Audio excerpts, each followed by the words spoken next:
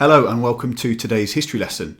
If you are from BBA, then please make sure you're keeping up with all of the work on Google Classroom and submitting that in time for the Friday deadline. If not, and you just want some history lesson for today, then welcome, and I hope that you're able to follow everything that we do in today's lesson. So today's lesson is looking at the 1978 World Cup. And the 1978 World Cup was held in Argentina. So the question we're going to be asking today is, did the Argentinian government cheat to make Argentina win? So before we do so, we're going to look at some key words that are going to be important for understanding this story.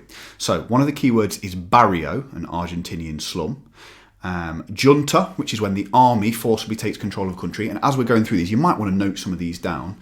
Pause the video and note them down. General Videla was the leader of Argentina, so he's a general in the army who then took control when the junta happened. Propaganda is a word you probably will have heard before, and that's trying to make people believe what you want them to. A dictator, which is what General Videla was. He was a leader who makes all the decisions without listening to others or allowing votes. So whatever he says goes, and people don't get a say in how their country is led. Concentration camps is a term that you'll have heard before, especially when we've looked at Nazi Germany and things like the Holocaust. But they didn't just happen during the Second World War. Concentration camps were places where people are held prisoner, and in Argentina, thousands were tortured and killed in a concentration camp. And then finally, this is a new word which I've only heard over the course of the last year or so. I'm not even sure it's in the dictionary, but I think it's quite helpful for this. This word is sportswashing, and it's this idea that countries or individuals use sport as a way to distract from their criminal behaviour. So they use sport, either hosting a World Cup in this case, or maybe buying a football club, as a way to distract people from what they are actually doing and the crimes that they are committing. So as a background to that, sporting events have been used as propaganda tools for a very, very long time. So if you look at this top right picture, that is a picture from the 1936 Munich Olympics.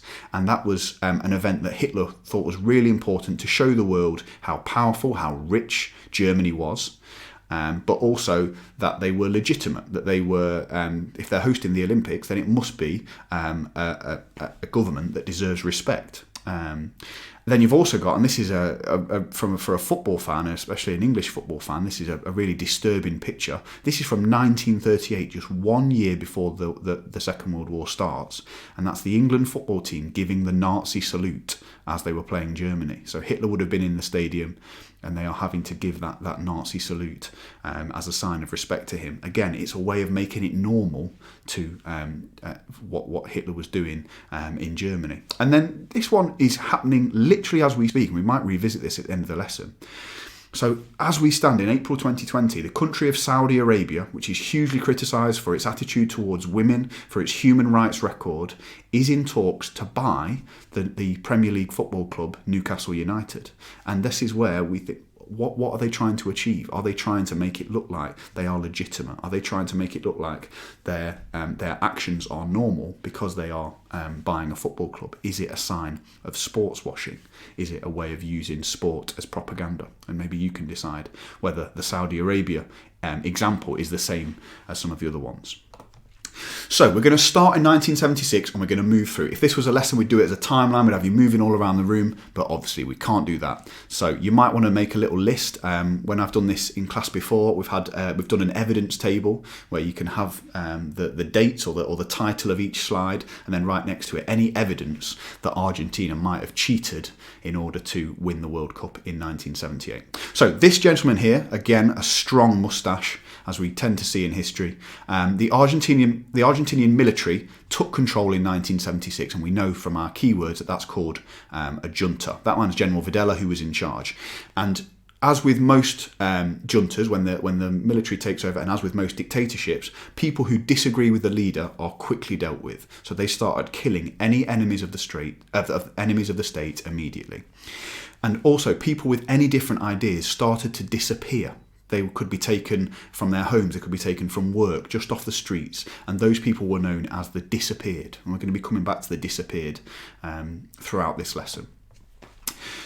So General Videla has an idea. Now, he's not really into football. He doesn't really care about it. But he knows that the World Cup is a huge event and that hosting it and maybe winning it down the line is an incredible way to distract people from the atrocities, from the evils that his government are committing. So he wants to show how rich, how powerful and how capable Argentina were, just as Hitler had done in 1936. So he began spending millions and millions of pounds getting Argentina ready for the World Cup. And now Argentina at this point, and even today, it had a lot of people living in real poverty, living in barrios, in the slums, which was one of our key words. And the man who was in charge of organising the World Cup is just this man on the right, General Omar Actis. He started to worry about how much the World Cup was going to cost. So he organised a press conference where he was going to say, I'm really concerned, actually, we're spending too much money on this World Cup. And on his way to the press conference, he was killed. So it's another sign that Videla's junta are preventing people from speaking out against his regime. Concentration camps, one of our key words. Now, 100 metres away from where the World Cup opening ceremony would take place, in Buenos Aires, there was a concentration camp, and that's where people were tortured, and where the people, these disappeared people, were often taken to. And just so you know the scale of this, from 1976 to 1983, 30,000 people went missing.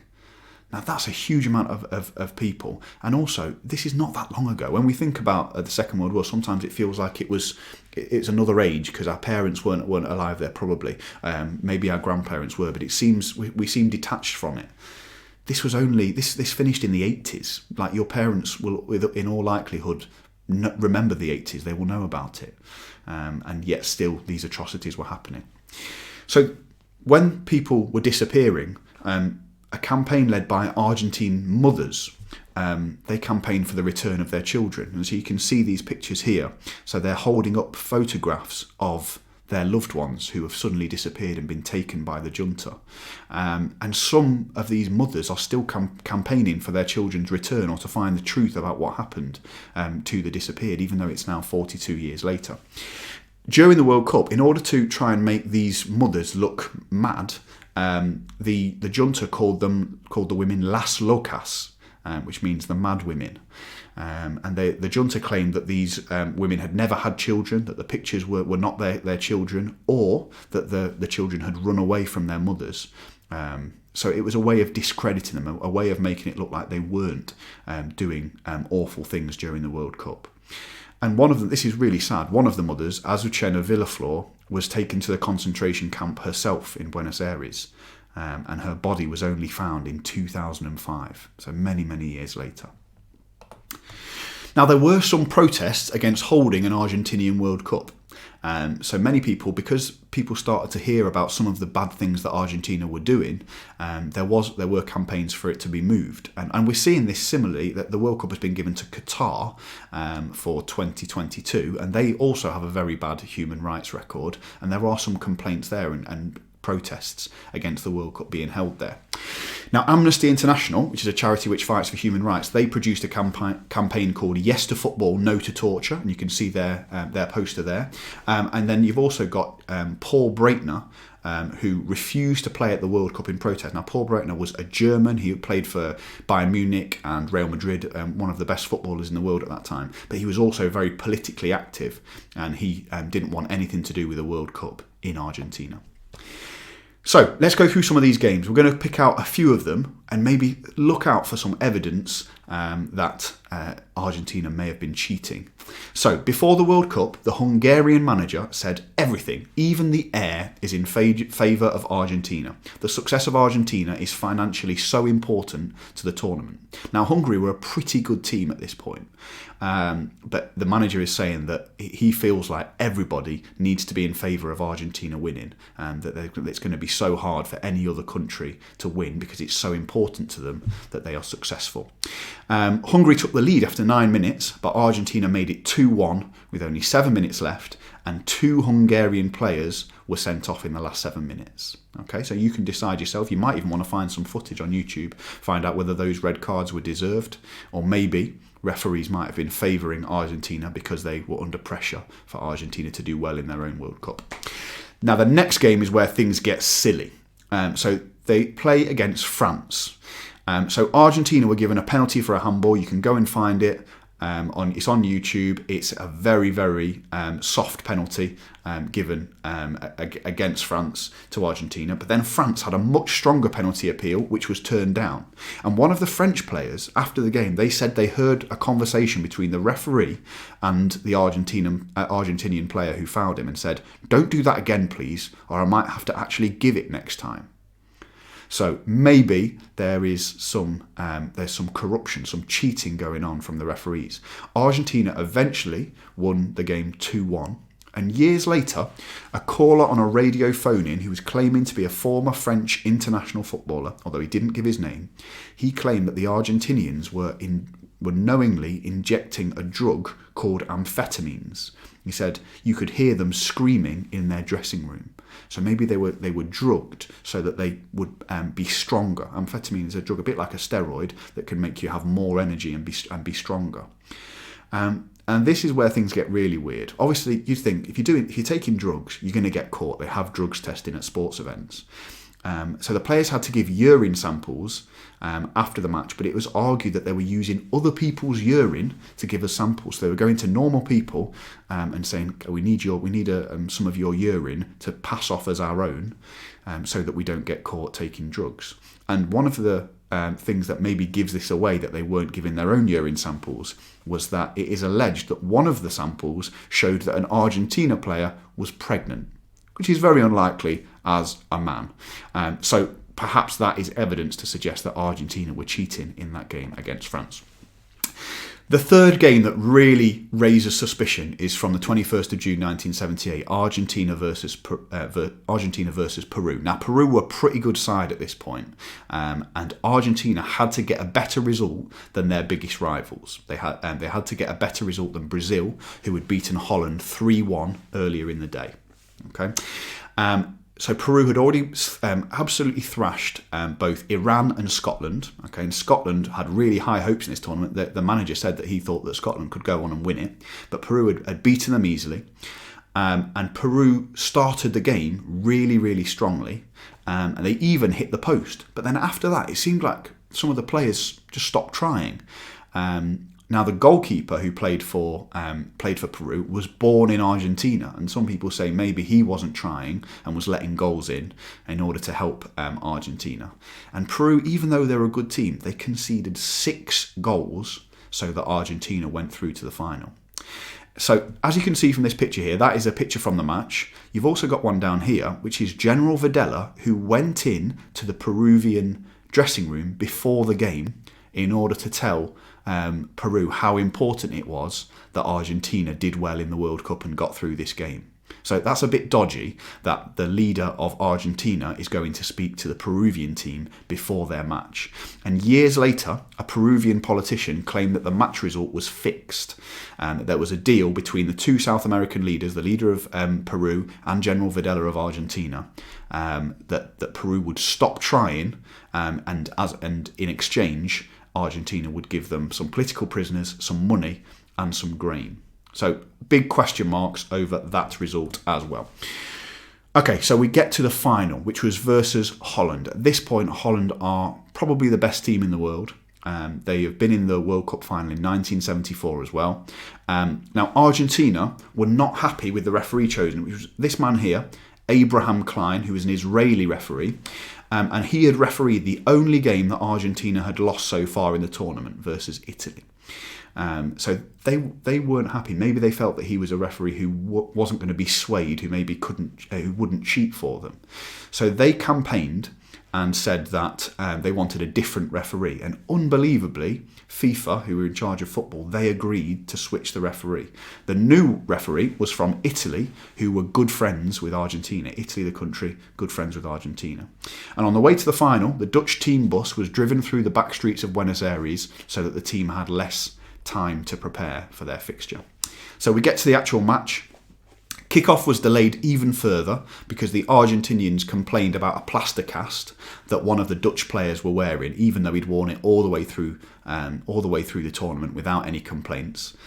So they had some complaints like that, which other ways of sort of distracting the Dutch and making it harder for them to concentrate. The match was 1-1 at full time, and then the Argentinians went on and scored twice in extra time and won 3-1. So they had won the World Cup. And as you can see from this picture, General Videla, this leader of the junta, he was the one who handed them the trophy. Now remember back to the concentration camp. So as the Argentinians are celebrating, people in the streets are going mad. They are so happy and excited. They're distracted from what their junta government is doing because they've been successful in the World Cup. Now, some of the people in the concentration camps were taken out in a car in order to see the celebrations. And one of them, who survived being in the concentration camp, her name was Graciela De Leo. She put her head through the sunroof in order to feel freedom.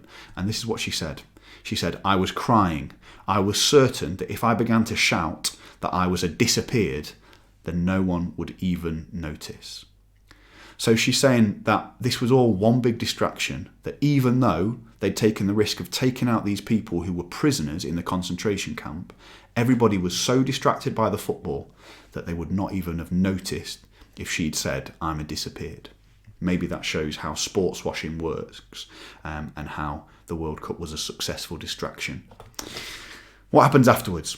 So, after the 1978 World Cup, the junta stayed in power for 5 more years. As we've said, it's estimated that 30,000 people were killed during the 7-year reign of the junta, and 5,000 were abducted and held captive in concentration camps. We have no idea of knowing the exact figures, and also there's an unknown number who disappeared even while the tournament was playing out. And you've got a picture here which shows some of the faces of people who were the disappeared, who nobody knows where they went to, whether they ended up at the concentration camp or whether they were killed beforehand. But that's the legacy that's been left over by the junta. And later on, some of the players realised how the World Cup had been used as a form of propaganda, as a form of sports washing. So this figure on the right, Ricky Villa, who scored one of the great FA Cup goals of all time for Tottenham Hotspur, he said, "There is no doubt that we were used politically." He regretted being used and playing in the World Cup for Argentina. Another player, Leopoldo Luque, he says he now believes that the tournament should never have been played at all. Even though it's probably the proudest moment of his career, winning the World Cup, he says it should never have happened. And 30 years later, a human rights activist said this, which I think is a really important quote for us. It says, "The 1978 World Cup was made to wash the faces of the murderers in front of the world." Made to wash the faces of the murderers in front of the world. So you might want to have a think about what that means for you. But for me, that suggests that they are using it as a way to cleanse themselves, to make themselves look innocent. They're using football, this thing that should bring a whole country together, to distract from the awful crimes that the junta were committing. So, a couple of activities for you. You can decide how much you do. This is not in the curriculum, so you can decide how much you want to do. You could try and do the just a minute, which we've done in class before. Tell the story of the 1978 World Cup. Maybe try and have no hesitation, repetition, or deviation, or just tell the story to somebody in your family. Explain why the 1978 World Cup is so different. You could also answer this question: how is sport sometimes used for propaganda? How is sport sometimes used for propaganda? And then finally, as we said at the start of the lesson, at this very minute, the state of Saudi Arabia are trying to buy the English Premier League team, Newcastle United. You could, as an activity, write to the Premier League giving your opinion on the takeover. You might want to use some of the examples from this lesson. You might want to say that they are doing some of the same things that Argentina committed in 1978. And you might want to do your own research for that to back up your points. Maybe look at what Saudi Arabia is doing, why it is so controversial for them as a country to try and buy the Premier League team Newcastle. If this has interested you, if you're desperate for more football, I know it's difficult at the minute. If you like your football, then there's nothing on at the telly. Obviously, there's no football going on. So if this interests you, have a look at the online article "Remembering Argentina 1978: The Dirtiest World Cup of All Time," and that's by Will Hersey. If you just Google that, you'll come across the article. And then if you want something a bit more in-depth, there's an unbelievable book called Angels with Dirty Faces, The Footballing History of Argentina, and that's by Jonathan Wilson. Now, you don't have to, that tells the whole story of Argentinian football, and the 1978 World Cup is just part of that, but it really is a fantastic read, especially if you are a bit of a football nerd like me. Okay, hopefully that's been something that is helpful for you, and that you are looking forward to for future history lessons, and we look forward to sharing more of the curriculum and more of these things that aren't really on the curriculum but are still interesting. So please do keep an eye on the channel for any lessons that are uploaded. Keep safe. If you do want to send any work over, it's on the usual. If you're a BBA student, it's on the usual email addresses. Thank you. Bye-bye.